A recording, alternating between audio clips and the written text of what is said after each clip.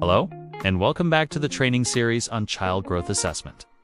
In this segment, we will discuss Module B, Part 1, which is dedicated to measuring a child's growth.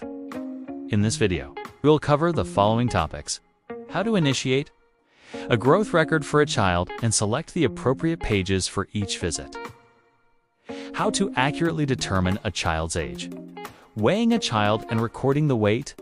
Let us begin by examining the growth records commonly used. The essential components usually remain largely consistent, even if in some countries. Now, the format may differ, but the fundamental charts and measurements are the same. Now, let us move to the next part, which is starting a growth record. Reasons for starting a new growth record may be for a child who is visiting for the first time, has lost their previous card, or has moved from another country. In such cases, you will issue the child a new growth record booklet. It is important to explain the significance of the growth to the parent when issuing the booklet. This record will track the child's growth and health, and it is essential for parents to keep the booklet safe. Each time the child visits, their weight and measurements will be recorded in the booklet. Show the parent the relevant charts, including those for immunizations. Explain that these will be used to assess the child's growth over time. In addition to explaining the purpose of the booklet, emphasize the importance of bringing it to each visit, as it allows for accurate tracking of the child's development. This is crucial for interpreting growth patterns and making informed decisions when starting the growth record. Begin by filling in the child's personal details, such as name, date of birth, and parents' information. This is particularly important as the child's age will be determined from the birth date, and the name ensures that measurements are correctly associated with the right individual. The personal data page should be completed when the child first visits. There may be additional information required, depending on your country and the specific growth record being used. For example, some records may ask for more detailed information about the parents or child, but the core details will remain. Once the personal information is filled in, the next step is to complete the visit notes. This includes recording the date of the visit, the child's age at the time of the visit, weight, length, or height, and BMI, any additional notes regarding the reason for the visit. Observations or recommendations should also be included in the designated section. Now, let's discuss how to calculate the child's age, which is a crucial part of this process. If available, you can use an age calculator. Instructions for using the calculator are available in the Training Module B, pages 5 and 6. Alternatively, you can use a standard calendar to calculate the child's age manually. It is important to note that, according to the World Health Organization standards, the first 3 months of a child's life are measured in weeks. After 3 months, age is measured in months. Specifically, when a child reaches 13 weeks, they are considered to be 3 months old, not at 12 weeks. This is because a typical month is slightly more than 4 weeks, and the extra days add up over time. Properly determining the child's age. It's essential for accurately plotting growth measurements on the charts. For children under 13 weeks, age is measured in weeks, and after 3 months, it is measured in months until the child reaches 1 year.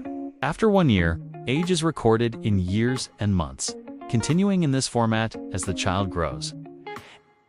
Next, let's move on to the measurement process, starting with weight. Although many of you may already be familiar with how to measure weight, there are a few important details to keep in mind when conducting this measurement. Before measuring, it is important to explain to the parent why the measurement is necessary and how it will be conducted. For instance, you will need to undress the child. The parent should assist with this process. The next clip is a video from the WHO, which shows the recommended and ideal way to measure weight. Let's take a look together.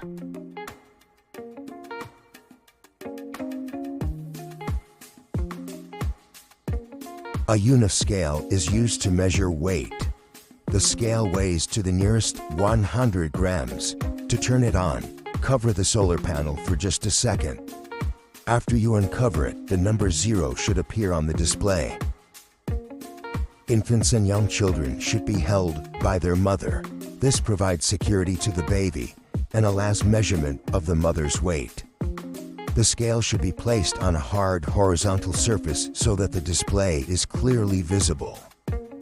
First, weigh the mother. She should wear clothing of a known weight which is recorded and subtracted from the final weight. She should remove any heavy objects and take off her shoes. Her clothing should not cover the solar panel. Read and record her weight. Ask the mother to remain on the scale, then tar the scale by covering the solar panel. The scale is tarred when it displays a picture of a mother and baby. Give the baby to the mother. Ask her to stand still until the baby's weight appears on the display.